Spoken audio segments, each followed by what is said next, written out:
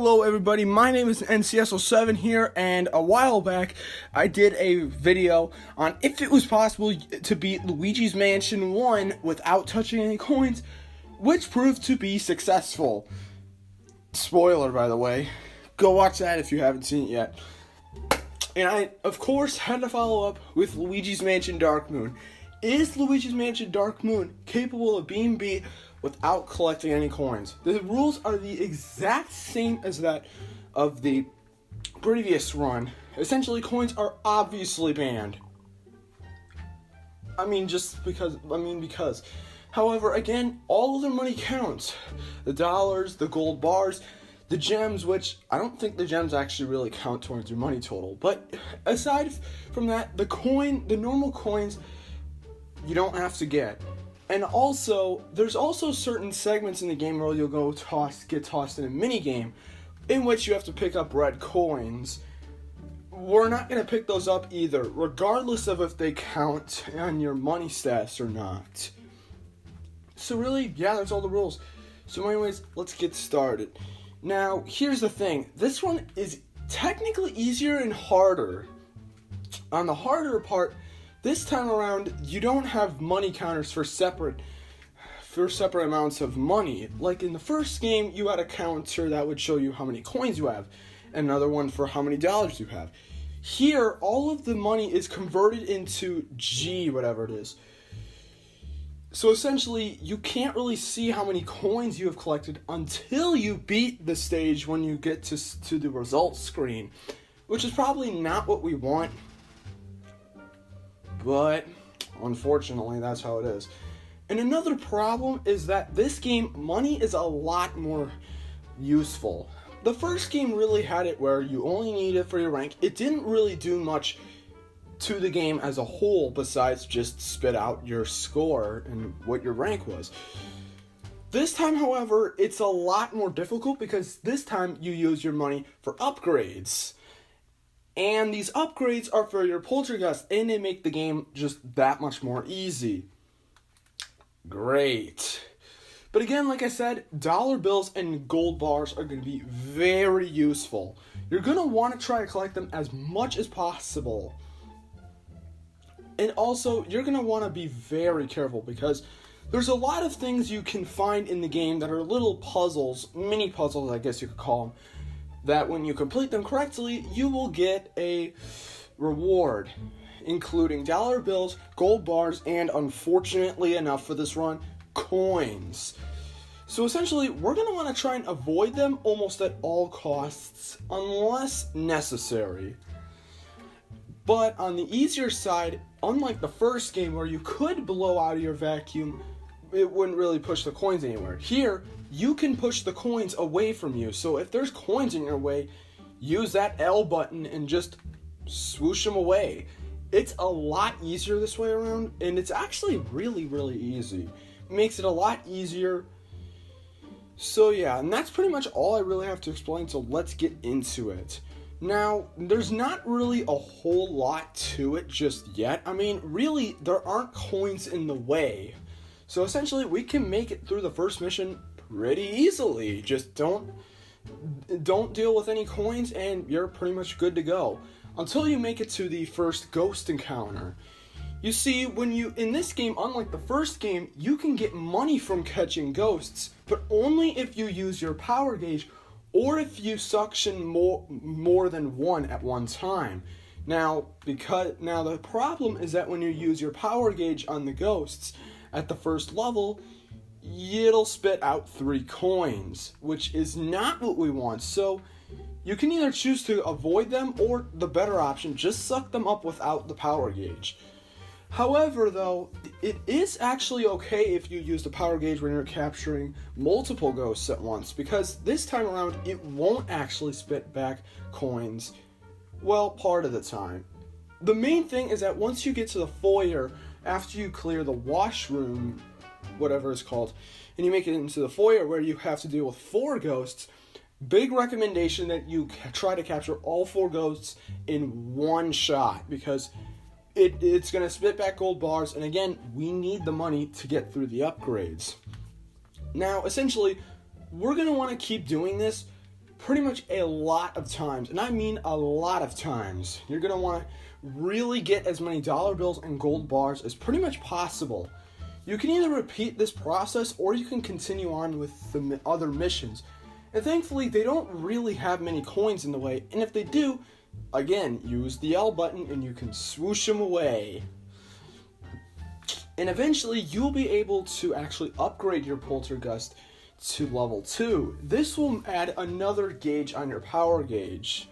Essentially, once the power gauge becomes green when you're capturing a ghost, it will actually instead replace it with a gold bar instead. This is great because it makes catching ghosts way more efficient, and it overall makes it a lot easier to get money, because before we would basically have to just keep doing the first mission over and over, or just have luck trying not to collect any coins and just get as many dollar bills as possible. But here, well, that's not really the case anymore. Here, now you catch ghosts, it'll spit back gold bars, but only if you use the green version of the power gauge, only when it's green. And essentially, we can tackle through pretty much the rest of the Gloomy Manor. There isn't really a whole lot waiting, except for one thing, the boo. See, you have to catch at least one boo in the Gloomy Manor on mission 4.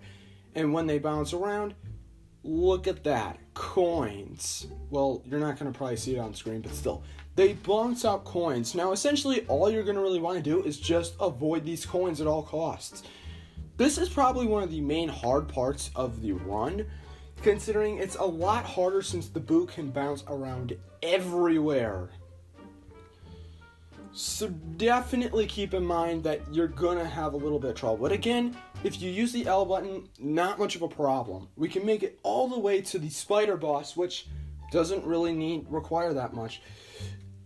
Now, the main thing you might be thinking now is the possessor ghost possessing the spider doesn't have health, and you have to use a power gauge. Well, guess what? You don't need to worry about it, at least for the first 2 times.